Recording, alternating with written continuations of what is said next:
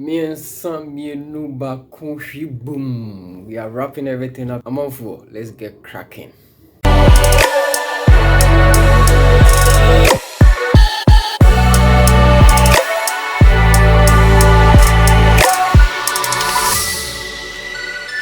Achieving excellence in customer service. We are starting off straight up into what our customers expect from us. What do they really expect? Patients now mobile hospital, no? What do they really expect? So, like many women, if you go to a hotel, wherever you go, what you expect is a treat. And that is exactly what our customers expect from us. They expect a treat. Treat, T-R-E-A-T. We'll take it one after the other. T stands for trust. Customer no pese utimi enya hotoso ewo the hospital nim. They want to trust us. They want to be able to lay all their burdens and know say baby o mabano. They will live without the pain that they came with. They will live satisfied. They will live burden free. They will live without their sickness. That is all that they expect from us. So the treats that they expect, the T stands for trust. They expect our responsiveness. And yes, so you who say one banner you feeling will wheelchair in the so the Affinia Tihona, my phone sooner. Yeah, WhatsApp I can say they expect us to be responsive to their needs because we more break, we hear more. And when they see that we are responsive, then they feel like they are also getting a treat. E is for empathy. We've already talked about this. Say we are putting ourselves in their shoes. Say you so paniana, ya ankasa as health workers, who pania ni edwane. Saa na maame no akokra no abrante na oba no onu susu panie. So we really need to put ourselves in their shoes and feel their pain. That is what they expect from us.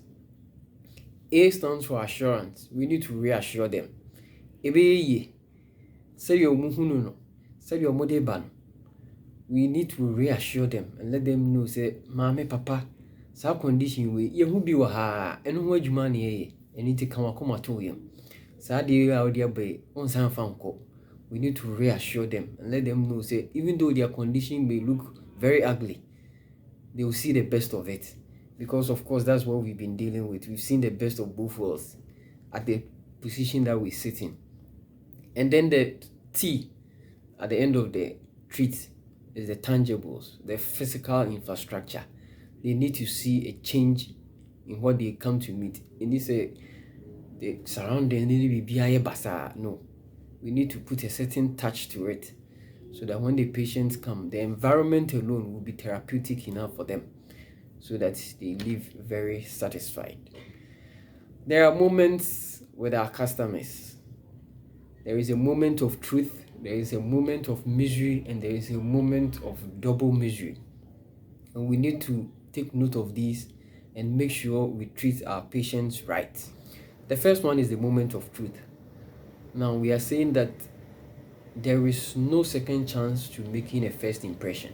The moment our patients never walking into the facility, no, the impression they are living with is definitely the first impression, the first encounter, how the experience was like. If it's a bad one, then they are living with it. That is why there is a saying that there is no second chance to make a first impression. And if you don't treat the patient right and you later on want the second time a patient never back to make a good impression, my brother, my sister, you are wrong about it. They are carrying that first impression along wherever they go.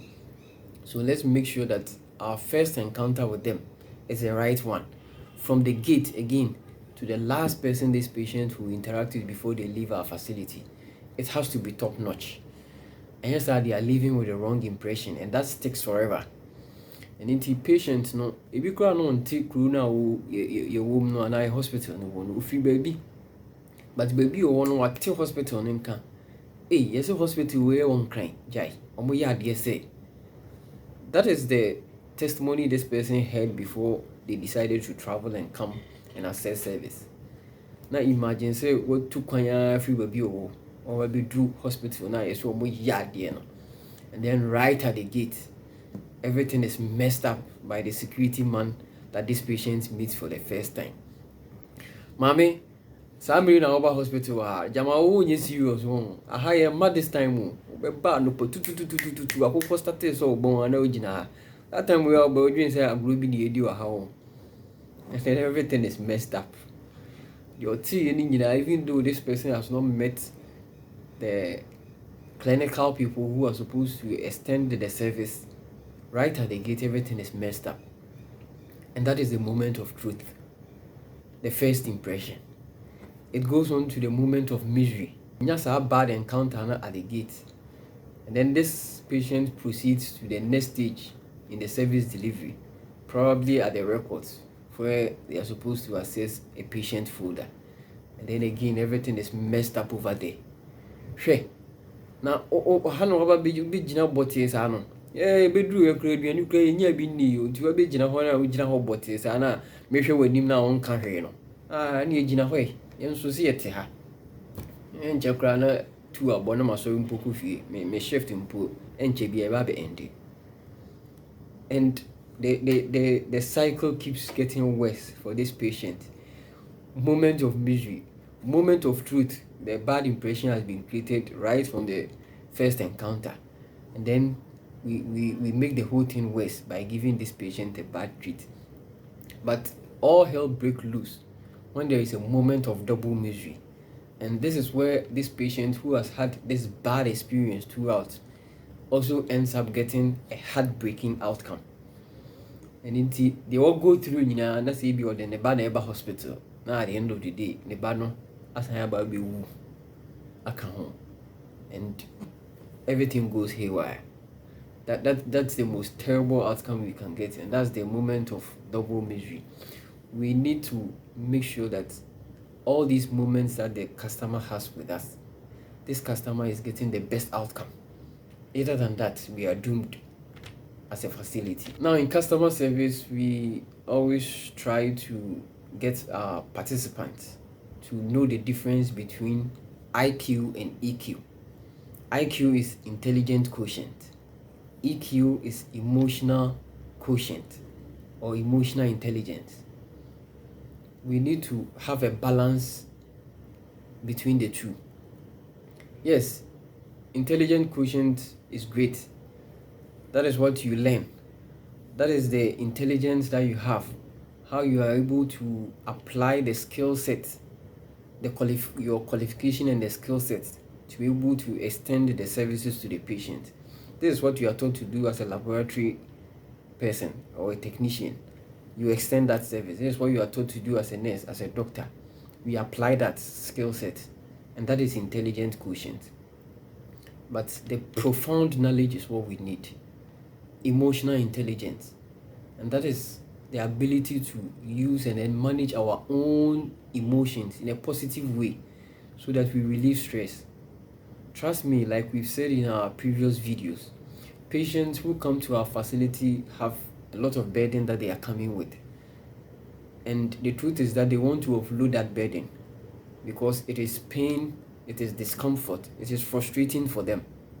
And that is why we need to be able to communicate effectively, apply a lot of profound knowledge, or if you like, emotional intelligence, to be able to empathize with them so that they overcome their challenges. Other than that, they will always have problems. So it is just like those of us who drive. If you drive, and especially you drive in the night, now you are driving on a highway, you are meeting another oncoming vehicle. Now that vehicle now on a highlighter too, when you can't see anything, you are blinded. If you don't apply emotional intelligence, now can say, oh, so I highlight now was on me highlight now no den crunch and audio because me car na a car no escalate. And it me highlight me so to any outboa. So if you decide here on so highlighter, at the end of the day, what happens is that both drivers, you are all blinded, and it's likely that there may be an accident. So it's the same way we deal with our patients. Most of the time, they come with their highlight on because, like we said, they are frustrated. If we want to say that, hey, now, men are the member be the agrono, Jama on team and come me uko zungua, Kono ko bisa mase ye frɛ me me carry fi wo se wo se wa bia me ma hye kra eni nti waso afofra ma me emfa me side na me tia no me ma border man bi hye uniform no eni nti so be fa me side a ene de be yemu ha se if we want to meet the customer boot for boot like this, it will not end well for us. We are trained as professionals.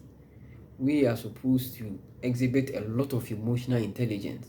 So imagine this patient can even plead temporary insanity. Maybe I are now and no cry lady diakoni trima amana starting misbehaving in the way that we are seeing. Probably affecting our being in a certain way. And it you say one's wording. And inti and then what be she achieve one and mamma so much chirubia. Yes, say we shall be na bodeni be you tower so the car. Would you naked body nene who seem who be paid in the chiana. So as health professionals, we are supposed to exhibit a lot of emotional intelligence when we are dealing with our patients. Now look at this picture right here. There is a number on the floor. Two people are standing on opposite side of this number. The one standing on one side sees it as 9, the other sees it as 6. From where we stand, if you're a viewer and you're watching this video, you realize that they are both right. The one who is seeing it as 6 is right. The one who is seeing it as 9 is also right. So we are saying that just because you are right doesn't necessarily mean the other person is wrong. Sometimes you have to see life from the other side or in the perspective of the other person. Then we'll be able to judge. Then we'll be able to judge properly. But if we want to maintain our stance, we'll always have problems. Now, the big question, how do we handle difficult customers or difficult patients? And this is the biggest question we are going to answer in this session of achieving excellence in customer service. Are there difficult customers? And if there are, how do we handle them?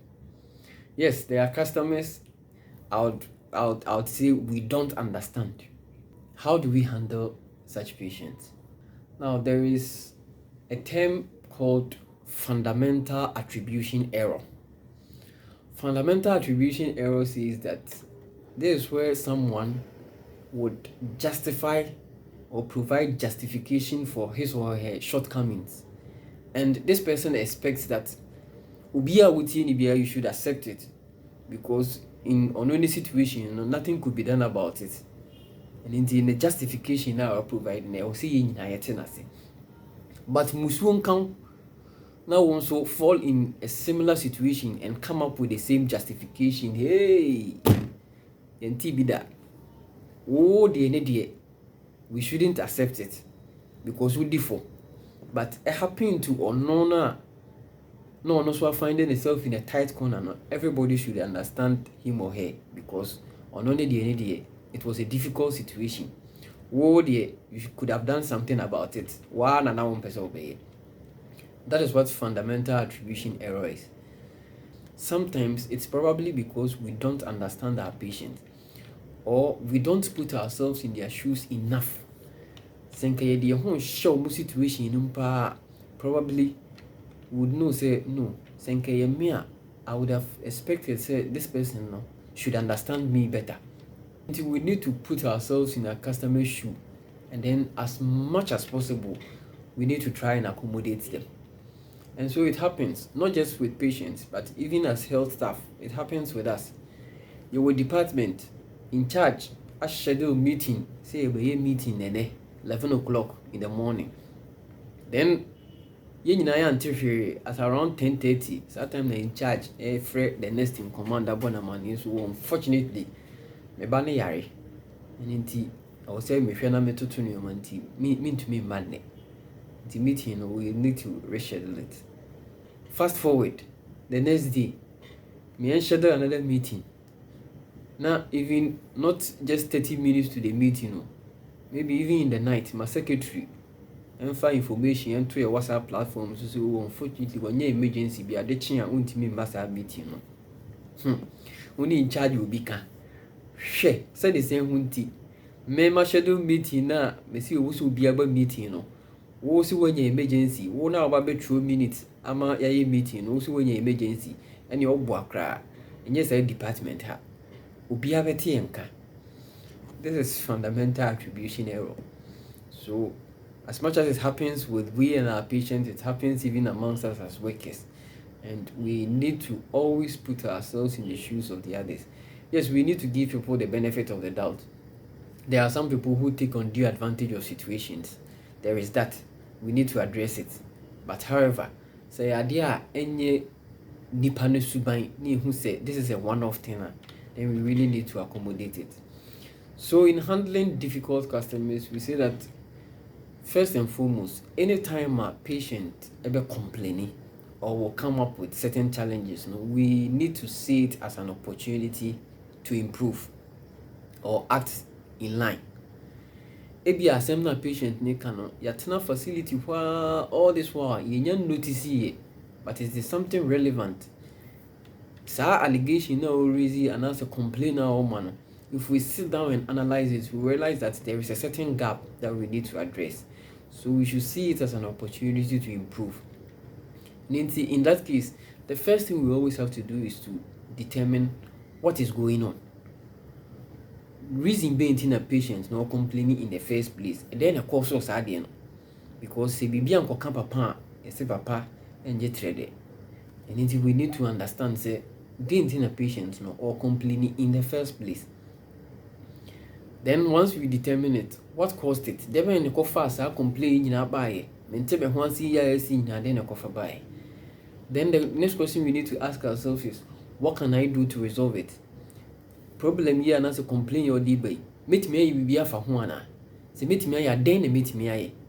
Then the last thing is, what can I say to solve the situation? Asemaba akoma afrosro. Asembe ni meet me aka ebema abotoyema ba ana adwobraba. Those are the questions we need to ask ourselves whenever there is a situation that we need to address with our patient.